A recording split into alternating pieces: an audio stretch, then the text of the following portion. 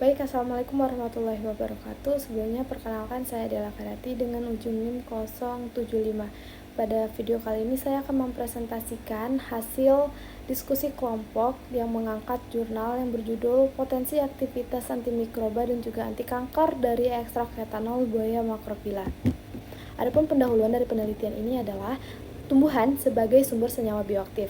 Nah, di antara senyawa bioaktif tersebut ada antioksidan, anti kanker, antimikroba, dan juga antiinflamasi, di mana senyawa fitokimia berperan dalam pencegahan penyakit kronis. Nah, pada penelitian ini kami mengambil tumbuhan Buaya Macrophylla atau biasa disebut dengan Gandaria, di mana Gandaria ini termasuk ke dalam tumbuhan tropis Asia Tenggara yang sering digunakan dalam pengobatan tradisional. Gandaria kaya akan vitamin, mineral, serat, dan juga senyawa bioaktif. Tujuan dari penelitian ini adalah untuk mengidentifikasi kandungan kimia dan menguji aktivitas antimikroba dan juga anti kanker dari ekstrak etanol dari daun Buaya Macrophylla. Adapun cara kerja pada penelitian ini adalah yang pertama ada uji antioksidan menggunakan DPPH, TPTZ, gallic acid, rutin, dan vitamin C sebagai pembanding. Lalu yang kedua adalah ekstraksi dan prereaksi menggunakan etanol, metanol, DMSO, folinsioselteu, ALCL 3 dan juga VECL3. Lalu yang ketiga adalah uji antimikroba memakai media LB, Muller-Hinton, ciprofloxacin atau kontrol positif, dan DMSO 5% sebagai kontrol negatif. Lalu yang keempat ada uji sitositas memakai doxorubicin sebagai obat pembanding. Yang selanjutnya adalah extraction of crude extract, di mana daun Buaya Macrophylla ini akan dicuci lalu dikeringkan pada suhu 60 derajat Celcius.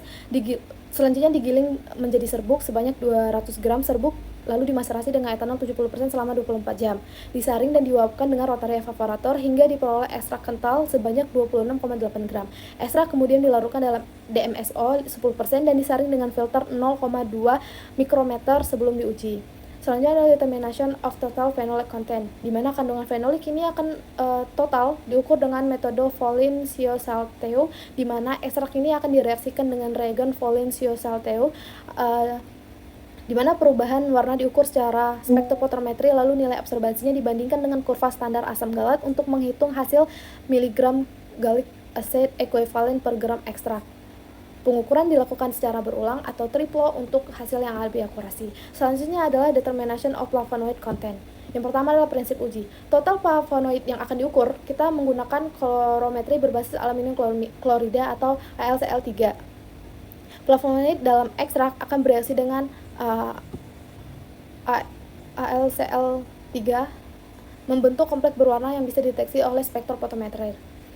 Selanjutnya adalah proses pengujian, di mana ekstrak dicampur dengan reaksi AlCl3 kemudian diinkubasi pada kondisi tertentu hingga terbentuklah warna kuning. Intensitas warna yang muncul mencerminkan jumlah flavonoid yang terkandung dalam ekstrak. Perhitungan hasil absorbansi sampel diukur dengan spektrofotometer dan dibandingkan dengan kurva standar rutin. Hasil akhirnya dinyatakan sebagai miligram rutin ekuivalen per gram ekstrak. Selanjutnya adalah activity analysis, di mana akan ada 3. Yang pertama itu adalah free radical scavenging activity assay, di mana ekstrak ini akan kita campur dengan larutan DPPH yang berwarna ungu, lalu diukur absorbansinya dengan spektrofotometer. Pemudaran warna menunjukkan aktivitas antioksidan dan nilai AS50 dihitung sebagai konsentrasi yang mampu menetralisis 50% radikal bebas. Selanjutnya adalah ferric reducing antioksidan power assay, di mana ekstrak ini akan kita uji kemampuannya mereduksi ion Fe3+ menjadi Fe2+ dengan reaksi FrAp. Hasil akan menunjukkan perubahan warna diukur spektrofotometri dan menunjukkan kekuatan antioksidan dari ekstrak. Selanjutnya adalah GCMS analysis, di mana ekstrak ini dianalisis dengan GCMS untuk memisahkan dan mengidentifikasi senyawa kimia berdasarkan retensi dan juga spektrum massa. Hasil ditampilkan sebagai persentase area puncak. Lalu selanjutnya adalah activity analysis, di mana yang pertama itulah kita akan menguji antimicrobial activity, di mana bakteri dan jamur akan ditumbuhkan di medium agar, lalu sumur kecil tersebut akan kita isi dengan ekstrak yang dengan berbagai konsentrasi. Selain inkubasi, zona hambat diukur dengan menilai aktivitas antimikroba dengan ciprofloxacin sebagai kontrol positif dan DMSO sebagai kontrol negatif. Selanjutnya adalah cytotoxin assay. Kita akan menumbuhkan sel kanker, HeLa dan juga HCT116 ditumbuhkan lalu diberi perlakuan ekstrak pada berbagai konsentrasi. Viabilitas sel diukur dengan uji luminesensi dan IC50 dihitung dengan doxorubicin sebagai kontrol positif. Selanjutnya yang terakhir adalah statistical analysis, di mana semua percobaan dilakukan sebanyak 3 kali, data disajikan sebagai rata-rata kurang lebih sama dengan, lalu dianalisis dengan SPSS, hasil dianggap signifikan bila p-value kurang dari 0,05. Adapun hasil dari penelitian ini adalah yang pertama itu pada hasil screening fitokimia. Ekstrak daun etanol mengungkapkan bahwa adanya berbagai senyawa bioaktif termasuk polifenol, tanin, flavonoid, karbohidrat, steroid, tripenoid, minyak total, saponin, dan alkaloid. Hasil analisis fitokimia kuantitatif ini menunjukkan bahwa ekstrak etanol mengandung sejumlah besar senyawa fenolik dan juga flavonoid yang mengonfirmasi sifat antioksidannya. Oleh karena itu, menurut hasil tersebut, buaya macrophylla mengandung senyawa aktif yang dengan potensi aktivitas antimikroba dan juga anti kanker. Bisa kita lihat pada tabel, itu pada polifenol itu hasil tertinggi. Selanjutnya adalah profil metabolit. Setelah kita analisis, ternyata teridentifikasi terdapat 14 senyawa dalam ekstrak buaya macrophylla dengan menggunakan analisis GCMS. Bisa kita lihat pada tabel yang kedua, itu setiap 14 senyawa itu memiliki biological activity-nya masing-masing. Artinya setiap masing-masing senyawa memiliki fungsinya masing-masing. Selanjutnya adalah kapasitas antioksidan dari ekstrak buaya macrophylla, di mana nilai uji FRAP menunjukkan potensi antioksidan yang kuat, yaitu 3,01 kali lebih rendah daripada asam ascorbat standar dan lebih tinggi daripada rutin pada konsentrasi yang sama, yaitu 1 mg per ml, di mana ekstrak etanol menunjukkan aktivitas penangkal radikal bebas yang hampir sebanding dengan vitamin C dan rutin melalui uji DPPH. Nilai S50 ekstrak buaya macrophylla yaitu sebesar 3,94 kurang lebih 0,21 mikrogram per mililiter.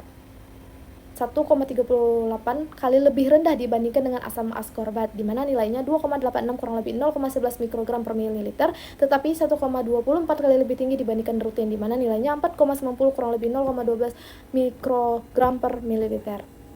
Selanjutnya adalah antibakteri ekstrak daun. Bisa teman-teman lihat pada gambar ini ada